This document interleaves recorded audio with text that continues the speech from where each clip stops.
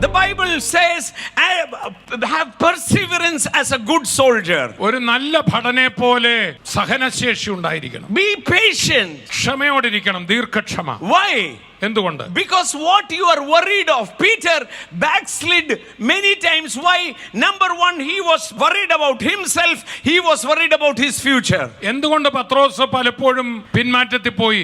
തന്റെ നിലനിൽപ്പിനെ കുറിച്ചും ജീവനെ കുറിച്ചും തനിക്ക് പേടി വന്നു, തന്റെ ഭാവിയെ കുറിച്ച്. അതുകൊണ്ടാണ്. I want every one of you to shake yourself and say, I am a soldier of Christ. I have to expand the kingdom.